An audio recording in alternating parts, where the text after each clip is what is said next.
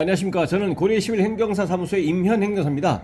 네, 오늘은 공무원이 음주 측정을 거부했을 때 받게 되는 법적 불이익으로서 형사처벌의 문제, 그리고 면허 취소와 같은 행정처분의 문제, 그리고 소속기관에서 받게 되는 징계처분의 문제에 대해서 살펴보고 이에 대해서 구제를 받기 위한 권리구제 수단 방법을 언론보도 내용을 토대로 해서 살펴보도록 하겠습니다. 오늘 영상의 내용이 도움이 되었다면 구독, 좋아요 부탁드리겠습니다.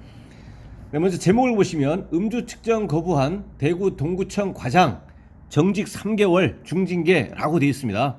그 내용을 계속 보시면 대구시 인사위원회는 음주 단속 과정에서 측정을 거부한 동구청 A 과장 53세에 대해 정직 3개월의 중징계를 의결했다고 3일 밝혔다.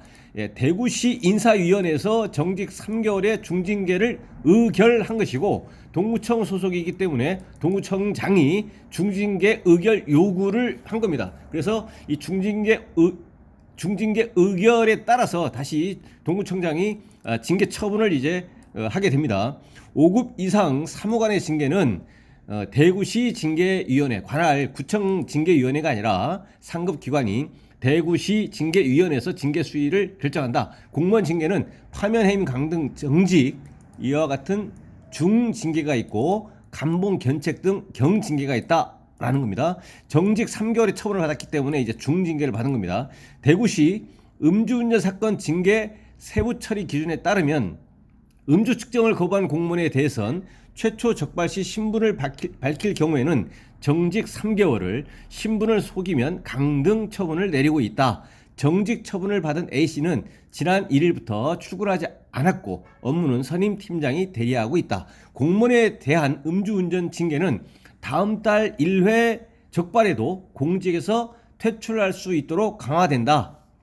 인사혁신처는 지난달 27일 공무원 징계령 시행규칙 개정안을 입법 예고하고 1회 음주운전에도 혈중 알코올 농도가 0.2% 이상이거나 한 번 과거에 전력이 없더라도 0.2 이상이거나 또는 음주 측정 거부, 음주 측정에 거부하면 이제 배제 징계에 속하는 공무원 신분이 소멸이 되는 해임까지, 최대 해임까지 가능하도록 했다. 지금까지는 2회 이상 음주운전하거나 1회 음주운전이라도 상해 또는 물적 피해가 발생한 경우 공직에서 배제할 수 있었다. 개정안은 오는 12월 시행 예정이며 그 전에 발생한 음주운전 사건에 대해선 적용되지 않는다.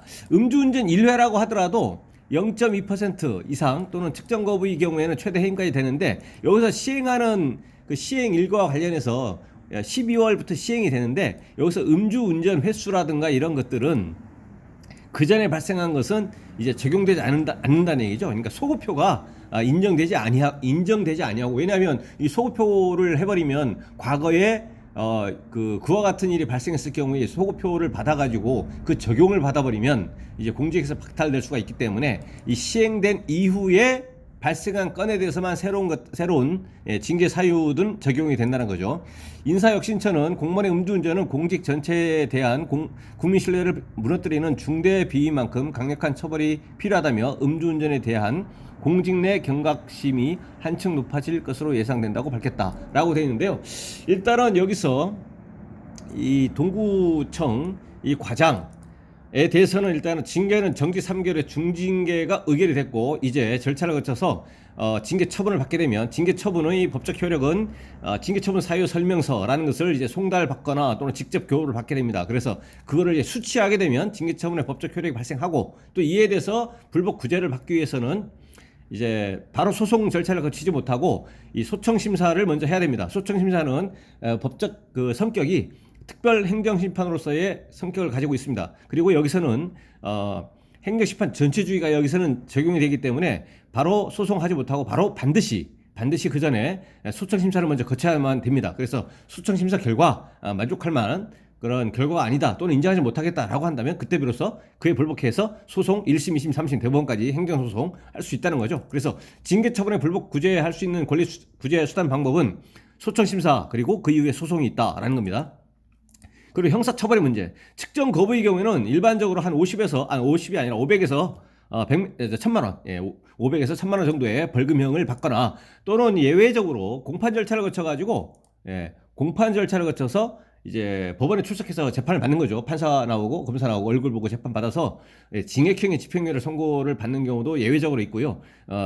다만 그렇다면 이제 실제 징역형의 실형을 받아서 교도소 가거나 그런 일은 뭐 거의 없다라는 거죠. 그래서 측정 거부의 경우에는 500에서 1000만 원 정도의 벌금형 또는 징역형의 집행유예 선고가 예상이 된다라는 겁니다. 그에 대한 불복 절차는 1심, 2심, 3심 형사소송 절차를 통해서 감경 등 이제 구제를 받을 수 있는 것이고요. 그다음에 징계처분 이렇게 말씀드렸고요. 그다음에 행정처분은 면허 취소 1년이 됩니다. 그러니까 면허 취소 플러스 면허 취소 결격 기한 1년이 되는 거죠. 그래서 1년 후에 면허를 다시 재취득할 수 있습니다. 그래서 1년 동안은 적어도 무면허 상태가 되고 그리고 1년 취소, 면허 취소 1년에 대해서 구제받기 위해서는 여기도 마찬가지 필요적 행정심판 전체의 주의인데요.